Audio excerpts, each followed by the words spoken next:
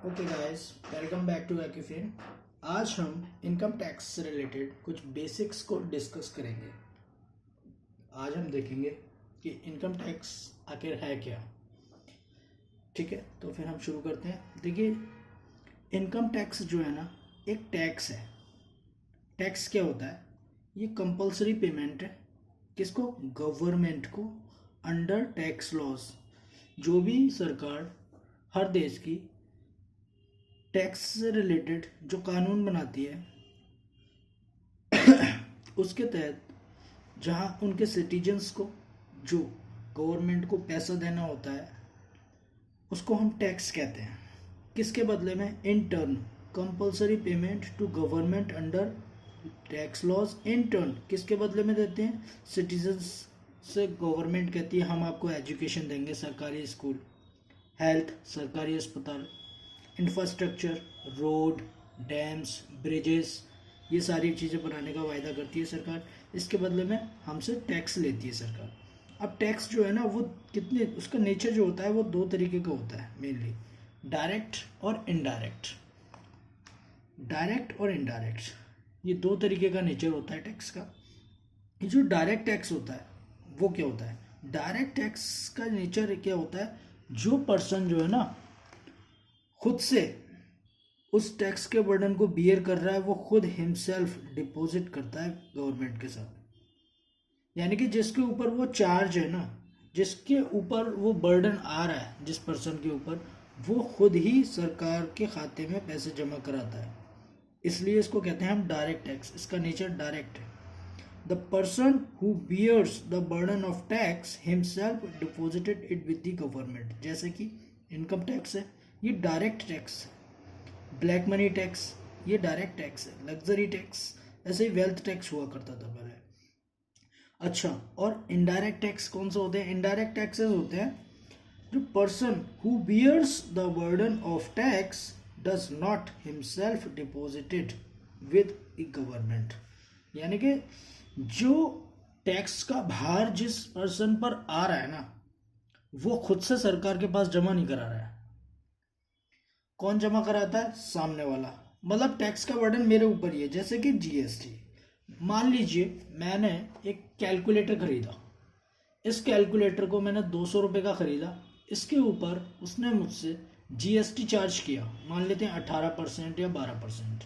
अब जो 12% का अमाउंट है वो उसने मुझे इनवॉइस में लगा कर दिया, तो वो मैं उसे इंक्लूड करके उसको दे रहा हूँ। अब वो सामने वाला जो सेलर है जिससे मैंने ये परचेज किया है कैलकुलेटर, वो गवर्नमेंट को जमा करा रहा है मेरे बिहाफ पर, तो ये इनडायरेक्ट हो गया। इसी तरीके से वैट, कस्टम्स, एक्साइज, ये सारी जो ड्यूटीज एंड टैक्सेस हैं, ये सब इनडायरेक्ट टैक्स में कवर होता है। और इनकम टैक्स में हमारे ये कवर होता है, इनकम पर जो टैक्स लगता है। अच्छा, इनकम किसे कहते हैं? इनकम टैक्स लॉ में इनकम किसे कहते हैं? इनकम जो इनकम टैक्स लॉ में कहते हैं हम, चाहे इनकम वाइट की हो आपकी, चाहे ब्लैक की हो, अगर सरकार की नज़र में आ गई तो आपको उसके ऊपर फिर टैक्स देना है।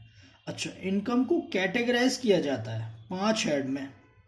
आपकी जितनी भी तरीके की नेचर की इनकम होगी उसको सरकार जो है ना 5 हिस्सों में बांट देगी, 5 कैटेगरी में बांट देगी। जैसे कि अगर आप कहीं पर जॉब करते हैं, कहीं आप जॉब करते हैं जॉब, तो आपको सैलरी की इनकम आएगी, एक ये हेड बना दिया है। एक हाउस प्रॉपर्टी, मतलब किराए की इनकम। अगर आपके पास कुछ बिल्डिंग्स हैं, ठीक है, कोई ज़मीन है आपके पास, रियल एस्टेट, आपने उसको किराए पे चढ़ा रखा है, हाउस प्रॉपर्टी की इनकम बन जाएगी ये। ठीक है, बशर्ते आपका बिजनेस प्रोफेशन नहीं होना चाहिए। ठीक है। कैपिटल गेन, एसेट्स को बेचने से जो भी आपको फ़ायदे होंगे वो सारे इस हेड में जाएगी इनकम। और इसके ऊपर जो टैक्स लगता है उसका नाम है कैपिटल गेन टैक्स। जैसे कि आपके पास इक्विटी शेयर्स है जो कि लिस्टेड है, आपके पास घर है, ज़मीन है, जायदाद है, सोना चांदी है, ये सब आप बेचेंगे ना तो आपके ऊपर टैक्स लगेगा, चाहे आप बिजनेसमैन हो या फिर नहीं हो। आपकी पर्सनल चीज़ है, सोना है, चांदी है, प्रॉपर्टी है, उसको बेचने से जो फायदा होगा उस फायदे को कहते हैं कैपिटल गेन, और इस पर भी सरकार टैक्स लेती है।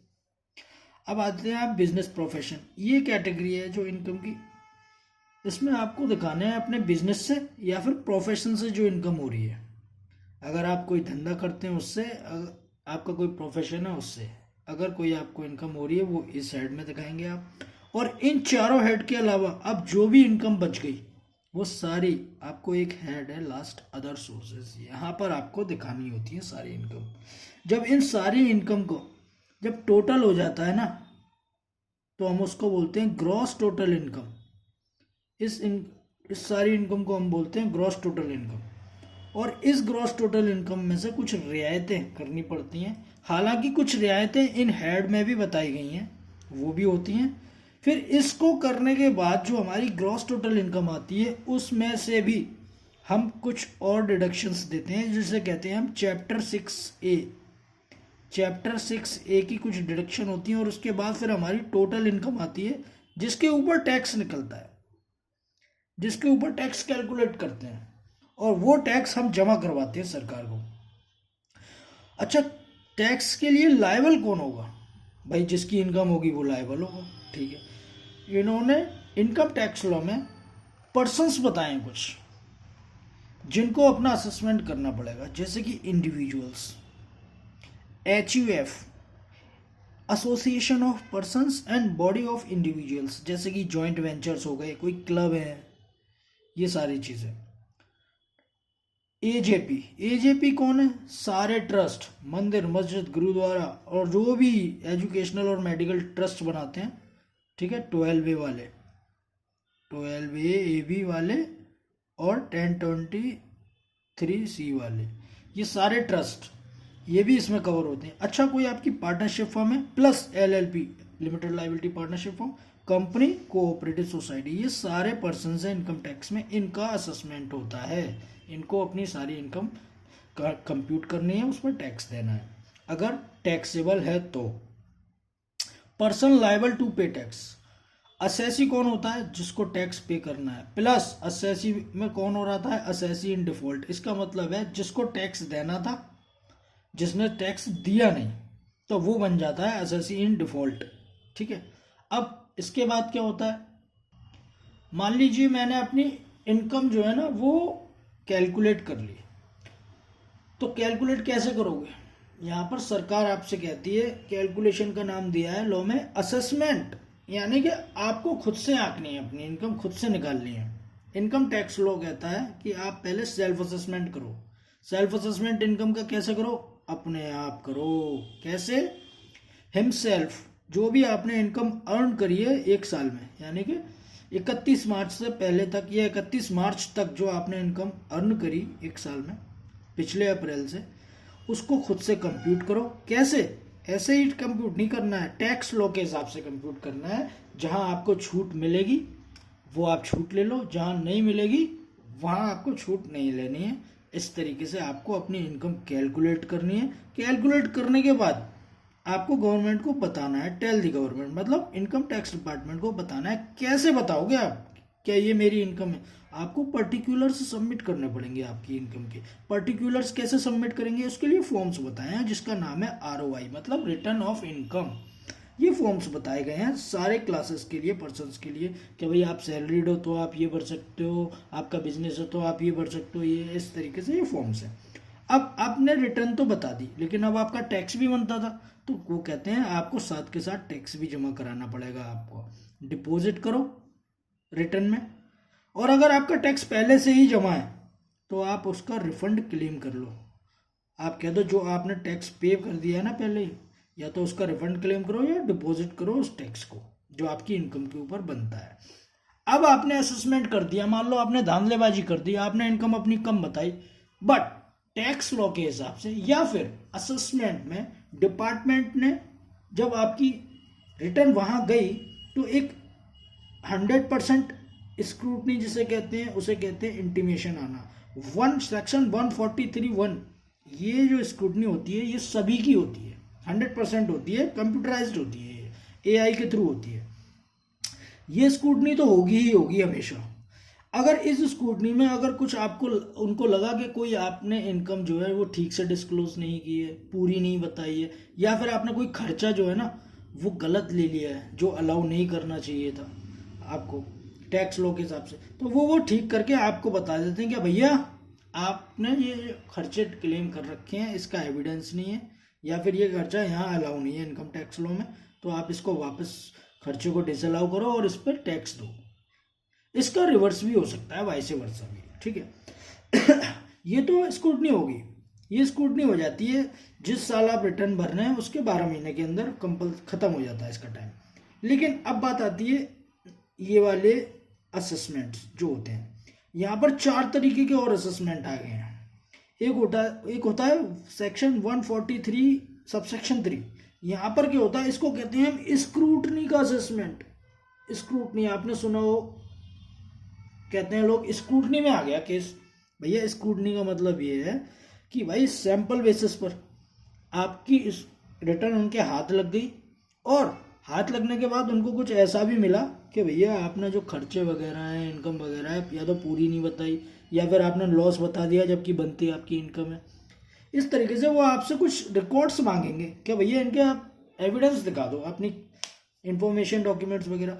अगर आप उनको दे देते हो तो उस हिसाब से आपका असेसमेंट ये कर देंगे जो भी इनकम आएगी। अगर आप नहीं देते हो तो उसको कहते हैं बेस्ट जजमेंट असेसमेंट। ये वाले बेस्ट जजमेंट असेसमेंट आते हैं, इनको बेस्ट जजमेंट असेसमेंट कहते हैं। जब आप कोऑपरेट नहीं करते हो ना डिपार्टमेंट के साथ, तो फिर यहाँ पर जो लोग बैठे हैं असेसिंग ऑफिसर्स और कमिश्नर्स, ये बंदे क्या करते हैं, आपकी इनकम खुद से मान लेते हैं जो आप उनको बता नहीं रहे हो, और उस इनकम पर जो टैक्स बना के आपके लिए एक डिमांड रेज कर देते हैं कि भैया ये टैक्स जमा करा दो 30 दिन के अंदर। अगर आपने 30 दिन के अंदर, या तो आप अपील में चले जाओ, अगर अपील में नहीं जा रहे हो तो टैक्स जमा कराओ, फिर आपका ये केस चलता है। अब आता है आपका ब्लॉक असेसमेंट। ब्लॉक असेसमेंट जो है वो बहुत खतरनाक चीज़ है। अगर आपके यहाँ कभी रेड हुई और उस रेड में इस साल कुछ ऐसे इनकम या ऐसे खर्चे पता चले जो भैया आपके थे ही नहीं, या फिर आपने कुछ इनकम दबा रखी थी, या आपने खर्चे जो करे उन खर्चों के रिगार्डिंग आपकी इनकम इतनी थी नहीं, आपने खर्चा इतना हैवी कर रखा है। मान लो आपने शादी में कर दी अपनी बेटी की 2 करोड़ रुपए खर्चा, आपके इनकम में दिखाते हो केवल कितना 10 लाख रुपए, भैया 15 लाख रुपए दिखाते हो। तो इस तरीके से रेड हुई आपके, और आपके यहाँ उनको कुछ ऐसा मिला जिसकी वजह से उनको लगता है कि हाँ भैया अब तो ये बड़ा खेल होने जा रहा है, जिसकी वजह से अब ये आपका ब्लॉक असेसमेंट करेंगे। मतलब जिस साल करंट ईयर, इस साल के तो आपसे कहेंगे कि भाई इसको रिटर्न भर और तू बता दे मुझे कितनी इनकम है। आपसे कहेंगे 6 साल की दोबारा से रिटर्न भर दो और अपनी ईमानदारी के साथ बता दो कि कितना कितना आया है आपका इनकम। अगर आप जितना भी बताओगे उसके बावजूद भी वो अपनी इनकम और कैलकुलेट करेंगे, फिर उसके हिसाब से आपको सफाइयाँ देनी है, जो भी है केस चलेगा आपका, जो है जो नहीं है आपको उस हिसाब से यहाँ आपके रफा दफा होंगे मैटर। पेनल्टियाँ, इंटरेस्ट और ये सारी चीज़ें आपकी साथ के साथ चलेंगी। प्रोसिक्यूशन भी हो सकता है अगर आपने बड़ा कांड कर रखा है तो, और उसके लिए फिर आपका एक केस चलेगा, उसका प्रोसेस अलग है अपील वपील में जाने का। मैं आपको असेसमेंट का मतलब बता रहा था यहाँ सीधे सीधे। अब यहाँ पर हम आगे चलते हैं कि भैया बेसिक इनकम टैक्स लॉ की नॉलेज ये हो गई। अब आजकल रिजीम चल रही है। रिजीम का मतलब है इनकम टैक्स वालों ने इनकम टैक्स लॉ में एक नई रिजीम स्टार्ट करी है। किन्होंने करी है? ये ताई जी ने करी है। ताई जी आई थी हमारी, कौन? FM फाइनेंस मिनिस्टर ताई जी। कौन?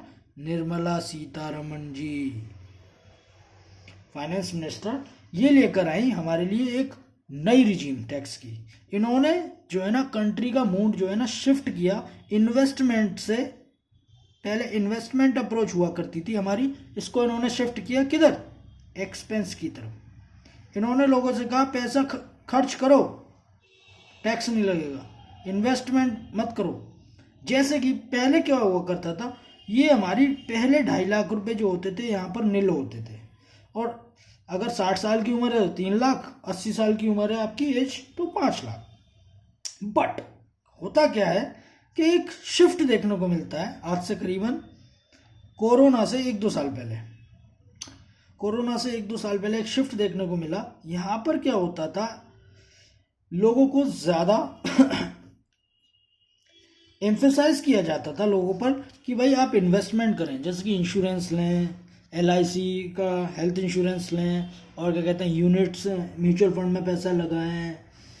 यहाँ पर बहुत सारी चैप्टर 6A की जो डिडक्शन हुआ करती थी, चैप्टर 6A की, उन पर ज़्यादा जोर था। लोग यहाँ इन्वेस्ट करेंगे तो उनकी इनकम कम होती चली जाती थी और उस इनकम पर टैक्स कम हो जाता था।